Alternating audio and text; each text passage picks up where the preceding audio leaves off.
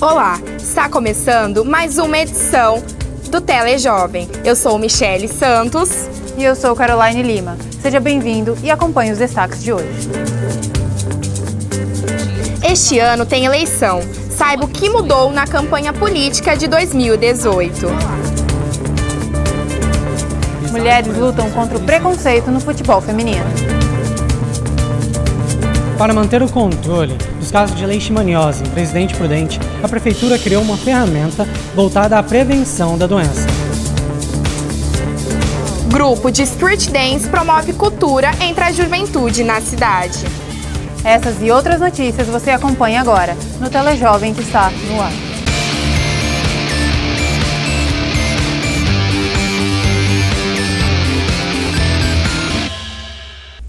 A tecnologia está cada dia mais presente na sociedade. É difícil chegar ao resultado de quanto tempo as pessoas gastam por dia com o celular. Mas é preciso tomar cuidado para que o uso constante do aparelho não prejudique a produtividade no trabalho e nos estudos. Veja a reportagem de Vanessa Rojas. Apesar de serem predominadas por jovens, as redes sociais têm sido muito utilizadas em todas as faixas etárias e gêneros.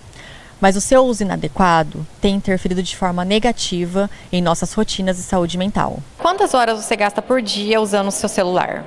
Eu gasto aproximadamente 8 horas e 32 minutos. Eu normalmente passo umas 8 horas. 12 horas, mais ou menos.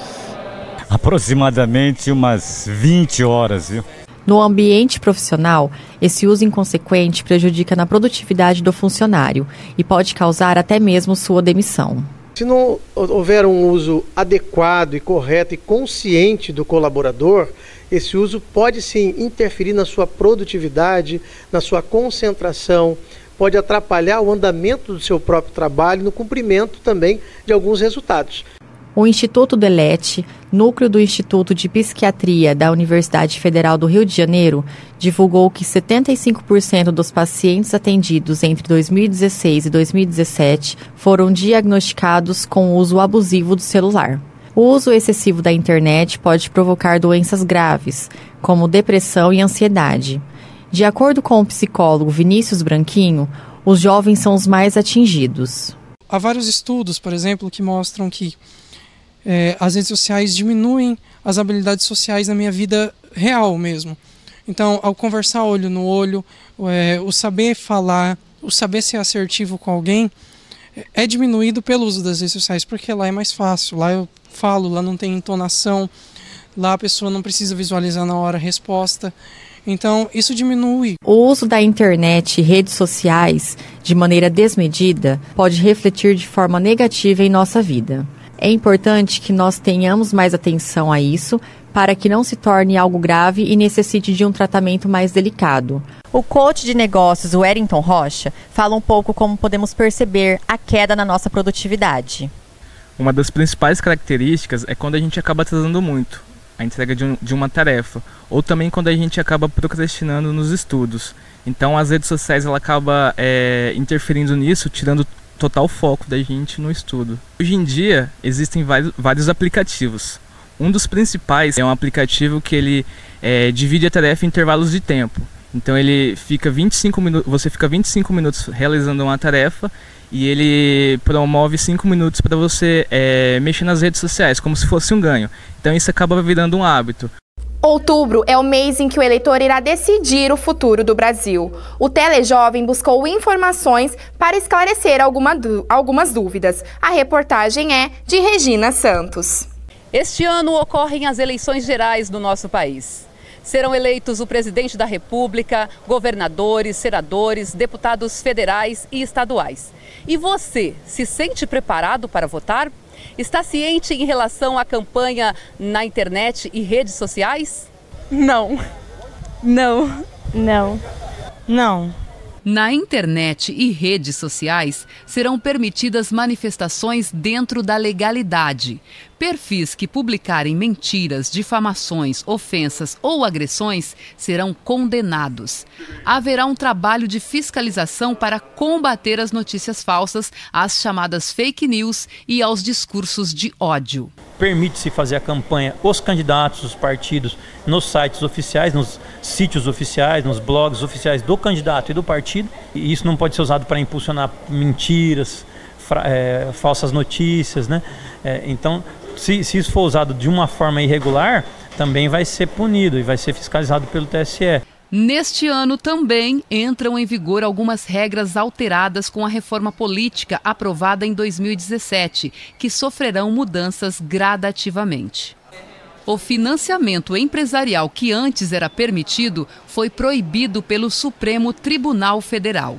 A partir das eleições deste ano, haverá um fundo especial para o financiamento de campanha. Se colocou então um fundo público de 1 bilhão e 700 milhões de reais para financiamento das campanhas políticas nessa eleição geral de 2018.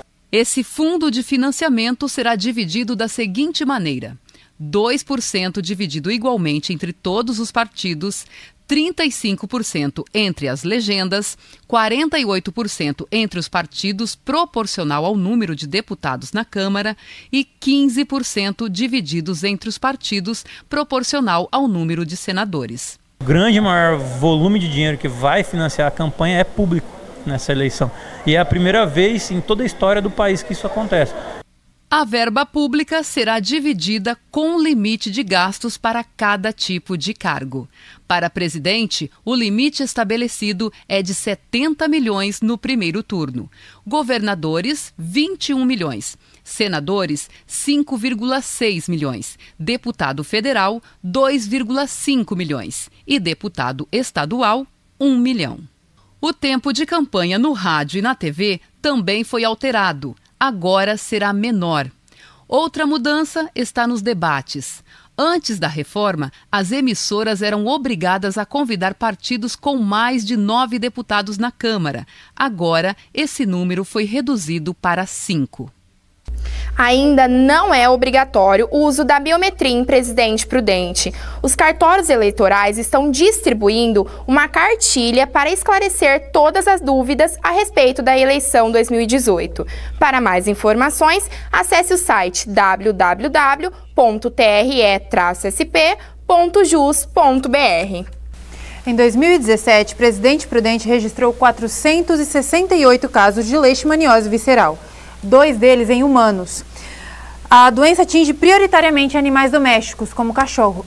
Para manter o controle de casos, a Prefeitura, em parceria com o Centro de Controle de Zoonoses, criou um mapa da leishmaniose. A ferramenta dá acesso à localização exata de cada animal contaminado na cidade. Tiago Oliveira traz mais informações. Olá, Tiago. Então quer dizer que é possível identificar os locais com maior foco da doença na cidade?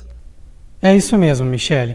Além dos índices das regiões mais afetadas da cidade, o mapa traz informações ainda sobre bairros e até mesmo ruas, tudo muito bem detalhado. A população, inclusive, tem acesso a informações como o número de animais infectados, os que estão sendo tratados e até a quantidade de pessoas afetadas pela doença. Segundo dados do site do Centro de Controle de Zoonoses, de janeiro até agora, no finalzinho de março, foram registrados 36 casos da doença. E o objetivo do mapa é fazer com que a população tenha acesso a informações sobre a manifestação da doença e consiga se prevenir. Agora, falando sobre prevenção, eu estou aqui com a veterinária, especialista em enfermidades infecciosas em animais domésticos, e ela leciona no curso de Medicina Veterinária da UNOeste. Adriana, como funciona o ciclo de propagação da doença da leishmaniose? Boa noite. O ciclo de propagação, começa com um animal infectado, que no centro urbano a maioria são os cães. O mosquito inseto vetor lotsomia pica o cão e depois vai picar outra pessoa, outro cão ou uma pessoa e transmite a doença. Agora, os sintomas em animais e em seres humanos são os mesmos ou não? Alguns são os mesmos, os animais e as pessoas cursam com febre, aumento de baço, fígado e linfonodos, mas os cães, apesar de ser a leishmaniose visceral, os cães desenvolvem doença de pele, queda de pelo, úlcera, nódulo, feridas na pele que não acontecem nas pessoas com essa leishmaniose.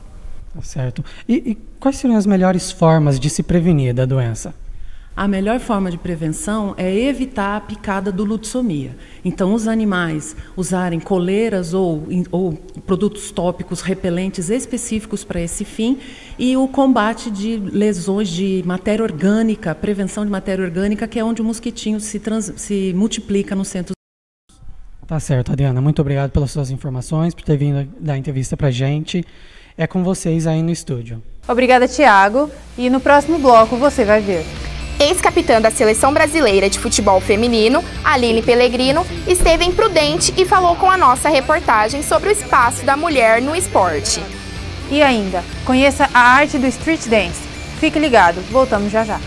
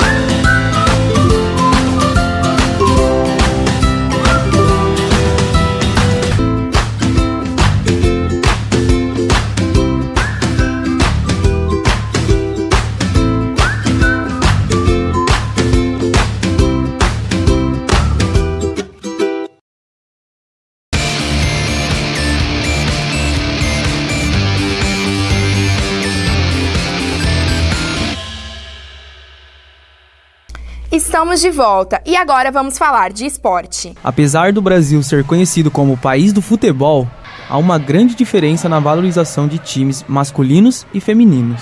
A falta de investimentos é apenas um dos desafios que a técnica Lenisa encontra. Que a gente não tem muitas vezes dinheiro para trabalhar com elas, ajuda de custo, material esportivo, uniforme. A treinadora comanda 5 equipes femininas de futsal, mas já trabalhou com times masculinos. Os meninos, desde 6, 7 anos, eles já procuram uma escolinha de iniciação e já começam os treinamentos. As meninas não. Elas chegam para mim com 13, 14, já com alguns vícios motores que a gente tem que trabalhar. Com a proximidade que tem pelo esporte, quando adolescente, Lenise escolheu entrar na faculdade de Educação Física e se interessou pela função de treinadora. Eu defendo essa causa aí há muitos anos já, quase 15 anos, e a gente busca essa visibilidade. Tem atleta que sofreu com a decisão de jogar futebol. Tem uns preconceitos, e fala assim, mas você joga bola? Você sabe o que é jogar bola? Às vezes, zoam de você, rir de você, mas eu nem ligo pra opinião deles, não. O que me faz feliz é a minha opinião. Aline Pellegrino é coordenadora do Departamento de Futebol Feminino da Federação de Futebol. Em palestra, ela defende a importância da mulher no esporte. Que elas possam sair da escola e, se tiverem que escolher, eu vou fazer cursinho para entrar numa faculdade ou eu vou ser atleta de futebol, isso tem o mesmo peso, tem o peso de uma profissão. E sobre o preconceito, Aline manda um recado. Eu acho que a mulher tem que fazer o que ela quiser. Se ela quiser ser goleira, ela tem que ser goleira e tem que lutar por esse espaço. Se quiser ser atacante, se quiser fazer outro esporte, se quiser ser professora, eu acho que o recado maior é esse, entendeu? A dificuldade vai vir. Às vezes vai falar que você não vai ser atacante, ou às vezes vai falar que você vai ser goleira. Ou às vezes pode falar que você não vai ser uma advogada. E elas têm que correr atrás, têm que correr atrás. O time de futebol feminino da CEMEP conta com os times de escolinhas sub-13, sub-15 e os times que podem participar de campeonatos, o sub-18 e adulto. As inscrições podem ser feitas no Parque de Uso Múltiplo, o PUM, de segunda, quarta e sexta-feira, a partir de 1h da tarde até às 6h, direto com a treinadora. Saiba agora quais são os eventos que vão animar a semana em Presidente Prudente. Se liga na nossa agenda cultural. Tem novidades no Centro Cultural Matarazzo para esta semana. Olha só. A partir desta terça-feira, dia 10, até o dia 6 de maio, o Centro Cultural Matarazzo vai estar com a exposição das fotografias que foram premiadas no concurso Centenário de Presidente Prudente. Eu amo Prudente. Você pode fazer sua visita de segunda a sábado, das 8h30 da manhã até as 10 horas da noite, e nos domingos e feriados, a partir das 4 horas da tarde. Na sexta-feira é dia de teatro. Preâmbulo, Carne com Alma Dentro, conta a história de um homem que sofre com a angústia existencial do processo criativo. A peça aborda a melancolia criativa contemporânea, a busca por identidade e a solidão que o artista vive dentro do processo criativo. O espetáculo será às 8 horas da noite no Teatro Paulo Roberto Lisboa. Neste domingo, dia 15 de abril, acontece o 6º Campeonato Brasileiro de Taiko, onde a arte e a cultura dos tambores japoneses se destacam pela tradição e disciplina. E para completar nossa agenda cultural, não poderia faltar música, não é mesmo? O Sesc Termas recebe a banda Down e o Vapor Barato, que traz em seu repertório composições próprias, além de versões do Rapa, Lenine, Seu Jorge, entre outros. O Sesc está localizado no Jardim das Rosas. Todas as atividades da nossa agenda cultural serão gratuitas. Dicas anotadas e agora é só curtir sua semana em grande estilo. O grupo de street dance Ruas de Fogo completou 21 anos de existência. A repórter Priscila Veneno assistiu um ensaio do grupo e conta pra gente um pouco da trajetória deles.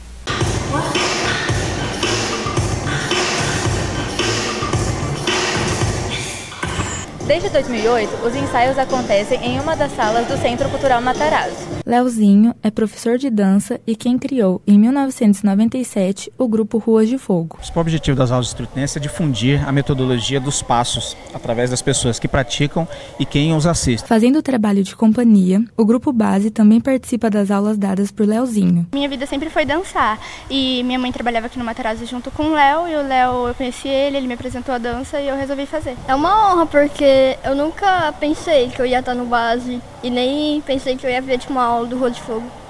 É uma honra, né? Eu fiquei muito feliz quando recebi a notícia que eu poderia participar desse grupo. Eu saí pulando pela casa e, nossa, eu sou muito feliz por estar aqui. O professor conta que o objetivo principal do grupo é formar cidadãos melhores. Faz uma década que a FM deixou de ser aquele garotinho tímido para ter mais atitude. A gente nasce com o corpo muito travado, pelo menos eu tinha muito essa dificuldade do corpo, de não soltar muito o corpo. A partir do momento que eu percebi que algo que eu tinha muita dificuldade, eu consegui quebrar com uma prática, com uma dedicação, isso abriu 1 milhão de possibilidades na minha cabeça. Então, se limitar se tornou só uma opção. Paula é outra aluna com muita história para contar. Participa do Ruas de Fogo desde 2007. É uma responsabilidade absurda. Você tem que abrir mão de muita coisa e você tem que colocar como prioridade mesmo, porque é um nome que você carrega nas costas.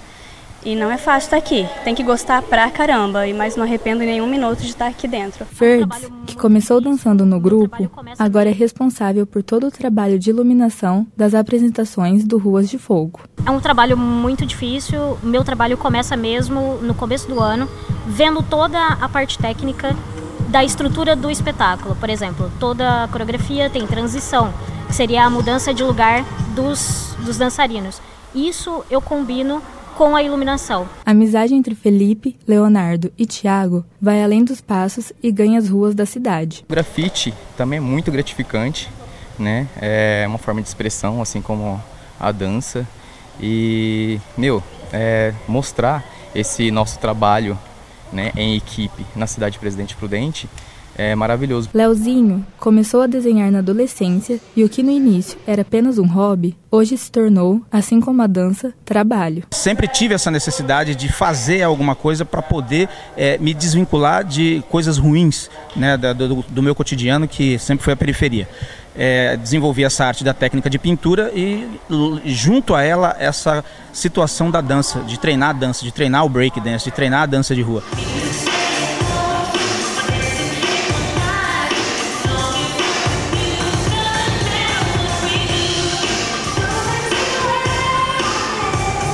Nos dias 29 e 30 de abril e dia 1º de maio, o grupo Ruas de Fogo se apresenta em Jaguariúna, São Paulo, no Meeting Hip Hop School Festival International. O evento é aberto ao público e totalmente gratuito. Chegamos ao fim de mais uma edição do Telejovem. Agradecemos a sua companhia e até a próxima. Até mais, pessoal!